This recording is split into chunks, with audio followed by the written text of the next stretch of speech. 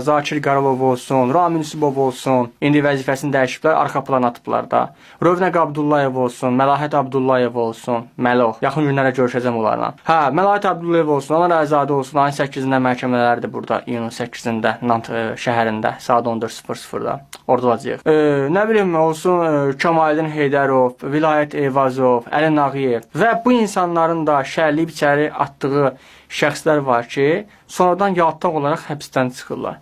Demək, baxıram, biraz mövzudan kənara çıxacam. Zakir Qaralova şillə vurduğu üçün şəmsi var. O vaxtı şillə vurub, ondan sonra Zakir Qaralov bunu həbs etdirib, ömür yatdırıb içəri. Zakir Qaralov vızqırdıb gedəndən sonra nəsə bunu çıxardıblar da azadlığa. İndi çıxıb 24 ildən sonra, 23 ildən sonra deyir ki, qurban olaram prezidentimə, mən Heydər Əliyevin yolunu dəstəkləyirəm.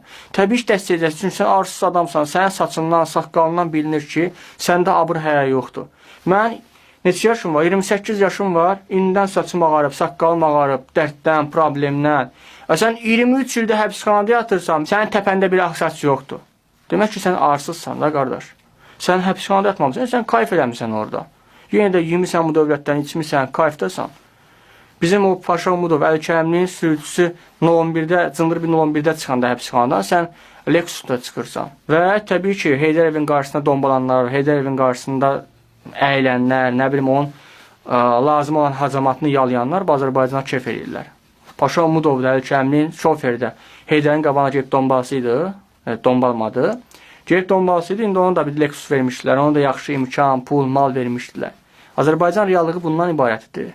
Satqınçılıq, oğraşlıq, ikiyüzlülük, şərəfsizlik cəmiyyətdə baş alıb gedir.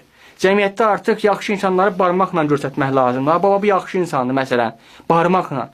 O qədərinə ətrafımızda mundar insanlar formalaşıb ki, o qədərinə mundar insanlar çoxalıb ki, barmaqla artıq yaxşı insan göstərə bilərik. Azərbaycan reallığı budur. İt qədər sizə hörmət qoymurlar. Azərbaycan xalqına it qədər, ilan qədər, eşşək qədər, kirpi qədər hörmət qoymur. Ən azından kirpiyə 200 manat aylıq pul xərclənir zooparkda.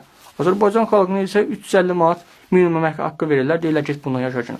Kirpi Azərbaycan xalqından babat yaşayır. Üstünüzə tikandan, mikandan, nə bilim, başımıza gələn şeydən yaddan qoyan, qulaqdan qoyub ki, girən zooparkın içərisində, sonra olmasa orada bizə qulluq eləsinlər. Güdən bizi it kimi yaşayalım. İnsan kimi yaşamaq qoymurlar olsa bizi. Bəlkə səhv deyirəm.